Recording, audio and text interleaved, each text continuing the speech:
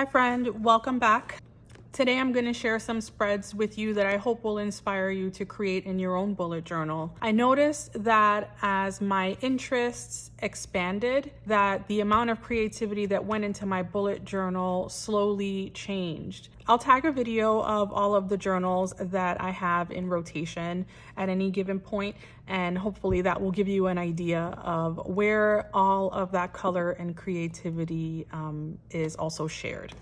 In any case, I wanted to show you some October spreads that I've created over the years. And so we're gonna start with 2016 and we're gonna reach present day. And spoiler alert, the present day spread is not made. We'll be making that one together. Yes, it is October 4th and I have no spreads made. This is something that happens to me all the time. So if you are someone who hasn't made their October spreads yet, get started. It's never too late. I've even started in the middle of the month. So do not be discouraged if you have not started your pages yet. All right, so here is October 2016. And this is a pretty cool cover page that I remember being really proud of. I was doing a lot more hand lettering. And this is kind of when I was beginning to be a little bit more comfortable with some of those things. This is 2017. Believe it or not, before I started bullet journaling, I hadn't drawn at this level of detail since I was 13, and I started bullet journaling, I believe, when I was 36 or 37. So this was really me like pursuing something that I was still learning, making mistakes and just throwing myself into the big kid pool. I really enjoyed making these spreads. I especially love like the witch's legs. Then we have 2018. This is when I first started watercoloring. And if I remember correctly, I used watercolor pencils. You feel like you have a lot more control when you're using watercolor pencils. That was a really nice entryway for me. So this is October 2019, and I really love this. I really wanted to get like a better looking spider than just like the generic circle with like some spikes on the side.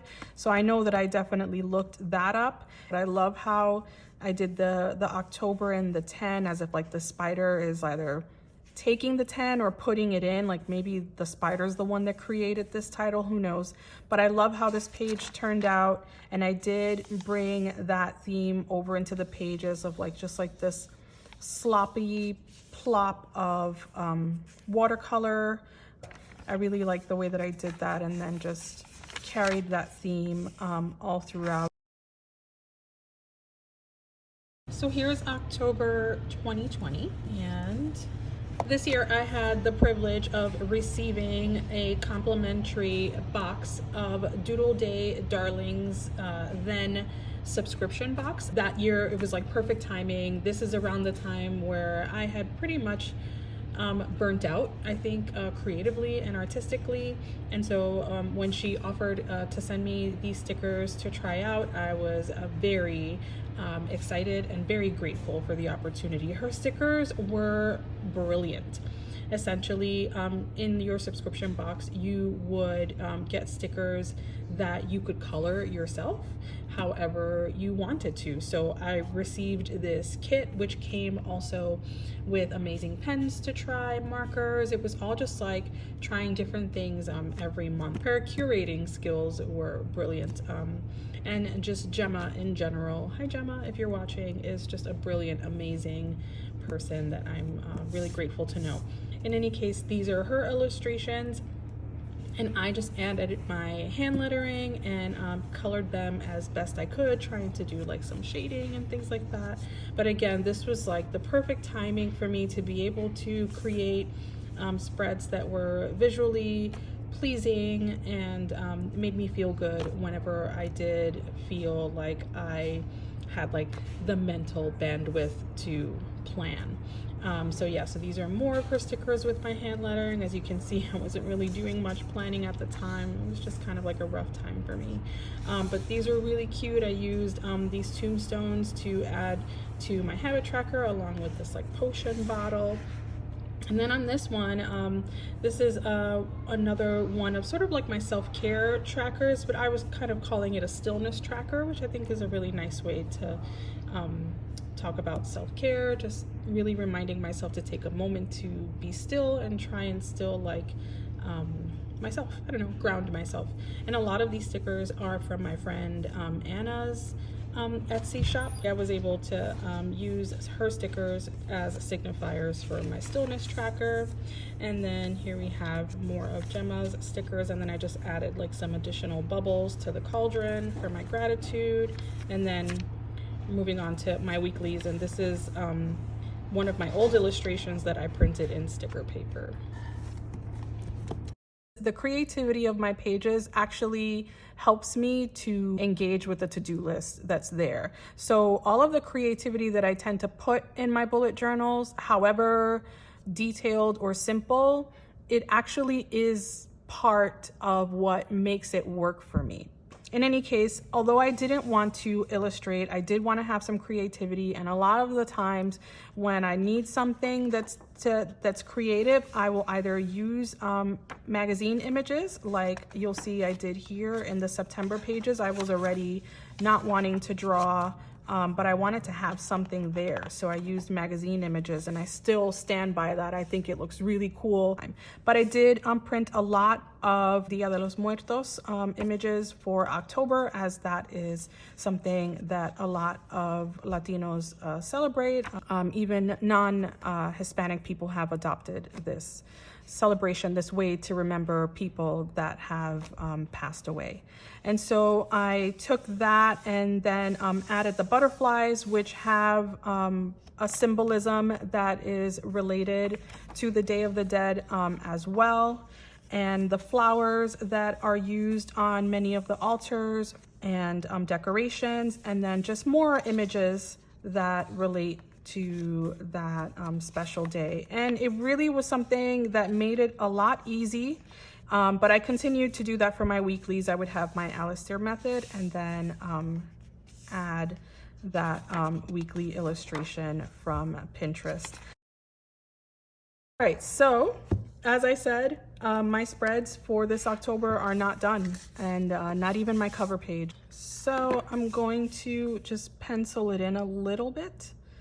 And I kind of liked the way that spider had the 10 with the October. So I think I'm going to do a little bit of that.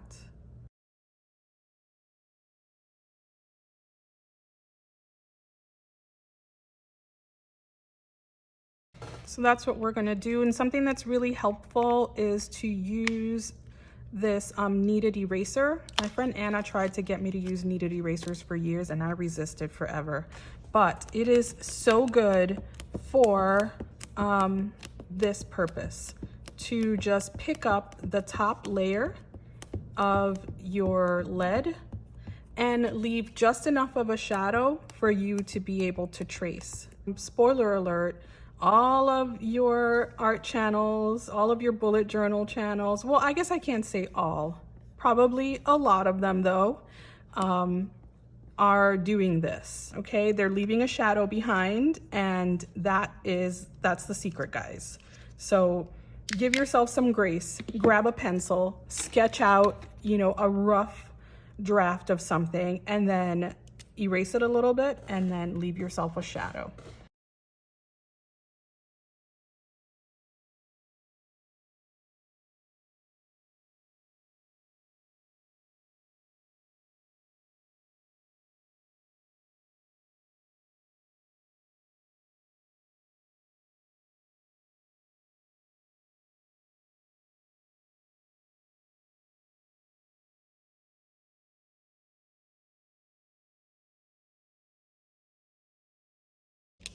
Drop shadows have never been my strength, and I, for the life of me, don't know why I keep trying. I'm just kidding. The only way to improve something is to keep trying. yeah, that's what I'm going to do for my October cover page for now, and I will finish the rest of my spreads for this month off camera because I have to run and go pick up the kids, and I will share a flip through of those when I'm done. But I hope that this video was helpful to you in some way. Please leave any questions or comments down below. I love to talk about all things paper, all things bullet journaling, just all the things, guys. So don't forget to like this video, subscribe if you haven't already. Thank you so much for being here. I'll see you next time. Bye.